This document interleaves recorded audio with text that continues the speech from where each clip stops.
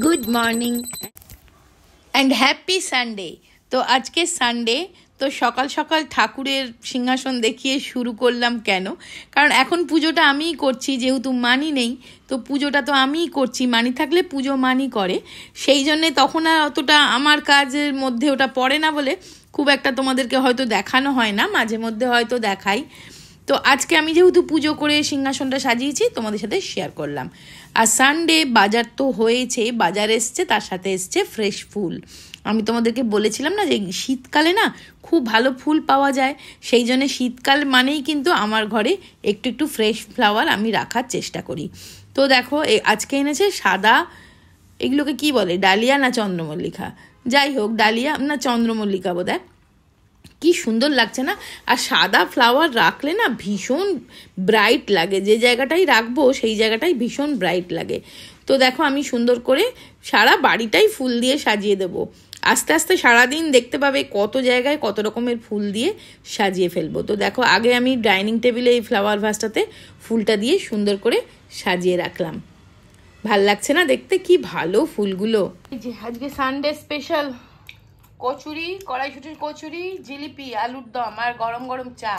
আর সাথে আমারই ভিডিও চালিয়েছি, ওই শান্তিনিকেতনের ভিডিওটা দিয়ে আমরা চা খাচ্ছি, তাই তো? একদম। হ্যাঁ, কেমন কাটালে? দারুণ কাটলাম। Happy Sunday. Happy Sunday. চলো, আর বসে বসে টিভি দেখলে চলবে না। ঠান্ডাটা ভালোই আছে আজকে মোটামুটি, তবে আগের থেকে একটু কমে গেছে। আজকে সানডে করব ডাক এগ কারি, মানে হাঁসের, বাবা এত আলো পড়ছে দেখছো, হাঁসের ডিমের ডালনা আর ভাত। কেননা আমার না কদিন ধরেই খুব হাঁসের ডিমের ডালনা খেতে ইচ্ছে করছে, তাই জন্য আজকে এই ডিম এনে দিয়েছে, হাঁসের ডিম, বললো আজকে তাহলে তাই করো। চলো শুরু করি।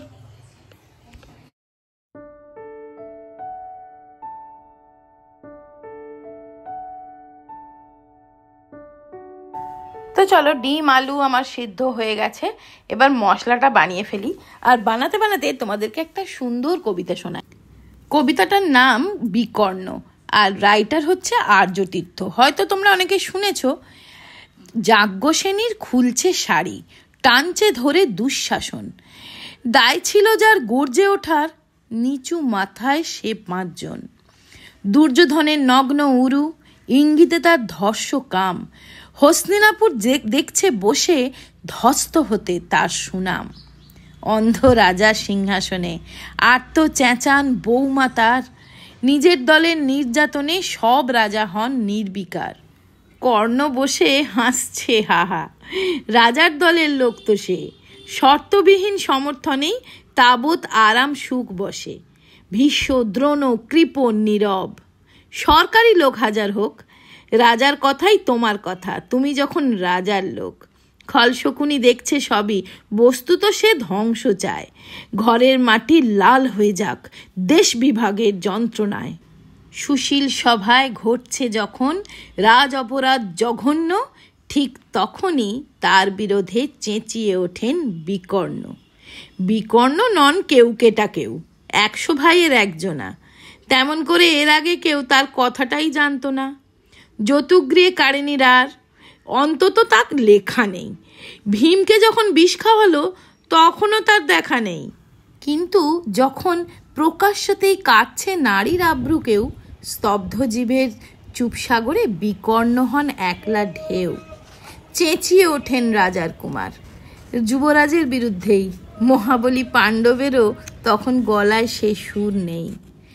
রাজাও যখন নীরব থেকে সায় দিয়ে যায় ধর্ষণে, ঠিক তখনই সমস্ত যুগ বিকর্ণদের স্বর শোনে। আমরা যারা কিচ্ছুটি নই, একটি মোটে ভোট কেবল, অত্যাচারের সামনে এলে সঙ্গী শুধু চোখের জল। প্রার্থনা থাক আমরা যেন একবার হই বিকর্ণ, মরার আগে হতেই হবে রাজার সভায় বিকর্ণ। তো দেখো রান্না একদম রেডি। ডিম, হাঁসের ডিম, ফুলকপি আলু দিয়ে ডালনা, আর এটা শিম বেগুন আলু ভাতে, ওটা সুবীর মাখবে, আমি মাখতে পারি না বাবা। আর এটা টমেটো আমসত্ব খেজুরের চাটনি আর ভাত। এই হচ্ছে আজকে সানডে স্পেশাল লাঞ্চ মেনু। আর এই দেখো ফুল দিয়ে সাজানো হয়ে গেছে, আজকে ফ্রেশ ফ্লাওয়ার এনেছি। সব জায়গায় ফুল দিয়েছি, কিচেনেও দিয়েছি। এই দেখো কিচেনেও দিয়েছি। কিচেনেই সব থেকে বেশি কিন্তু লক্ষ্মী বিরাজ করে, সেই জন্য আমি সব সময় কিচেনটাকে পরিষ্কার রাখার চেষ্টা করি আর একটু সাজিয়ে গুছিয়ে রাখার চেষ্টা করি।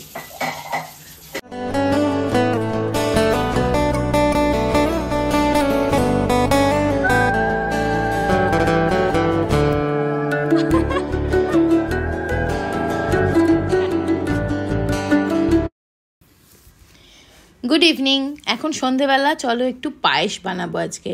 তো এই গোবিন্দভোগ চাল নিয়ে নিচ্ছি 1 মুঠো মতন, আর ওই যে শান্তিনিকেতন থেকে গুড় এনেছিলাম সেই গুড়টা দিয়ে আজকে পায়েস বানাবো। যতক্ষণ না পায়েসটা বানাচ্ছি গুড়টাকে টেস্ট করছি আর কি, যে কি মানে কেমন হবে পায়েসে দিলে। বলেছে তো খুব ভালো হবে, তো সেটার জন্য আমার আর তর্স হয়েছে না। তাই জন্য আজকে রবিবার আছে সন্ধেবেলা, তাই জন্য ভাবলাম যে একটুখানি পায়েস বানাই।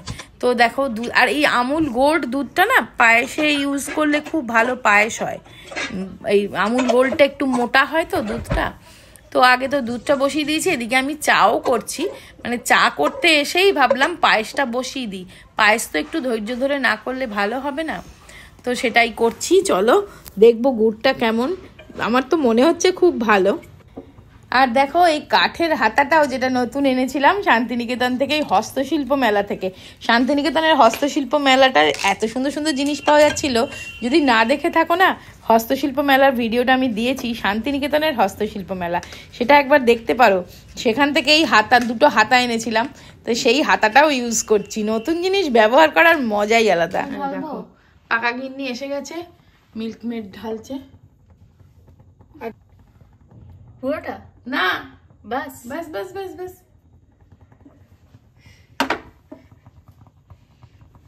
কি করিস? দেখছো দেখছো? ব্যাস, আর ভাঙিস না, আর ভাঙিস না, আর ভাঙা দেবো তো। ও আমি ভাবলাম পুরোটাই দেবে।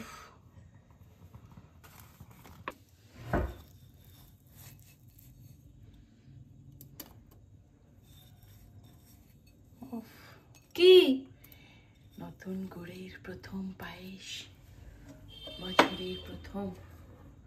এবার ও চাপা দিয়ে রাখ, ওর নিজে গলবে। আমি করলাম, তুমি হাত দিচ্ছ কেন? আমি দেবো।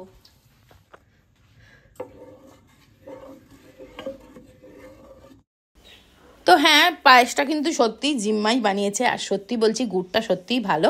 এত সুন্দর গন্ধ বেরোচ্ছে না, একটা মানে সুন্দর গন্ধ বেরোচ্ছে, বেশ ভালো লাগছে। তো পায়েস রান্না করে এত ক্লান্ত হয়ে গেছে, এত খিদে পেয়ে গেছে, পাস্তা খেতে হবে। তো চলো একটু পাস্তা ওকে বানিয়ে দিই। আর এখন তো সন্ধেবেলা, একটু কিছু তো খেতেও হবে, তাই পাস্তাটা বানিয়ে দিলাম। দেখো একটু ভেজিটেবলস দিয়ে, একটুখানি বেল পেপার ছিল, আর একটুখানি পেঁয়াজ পাতা ছিল, পেঁয়াজ শাক, গাজর, এইসব দিয়ে একটুখানি পাস্তা বানিয়ে দিলাম। এখন একটু পাস্তা খাক, তারপরে রাত্রেবেলার ডিনারের ব্যবস্থা এখনও করিনি। দেখি এটা হয়ে গেলে তারপরে সুবীরকে জিজ্ঞেস করবো যে রাত্রেবেলার কি রান্না করব। এখন একটু একটু পাস্তা খেয়ে নিক, ওকেও দিচ্ছি, একটু ওর বাবাকেও দিচ্ছি, দুজনে খাক। আমার খুব একটা পাস্তা খেতে ভালো লাগে না, খাই এমন নয় খাই না, তবে চাউমিনটা আমার বেশি ভালো লাগে পাস্তার থেকেও না।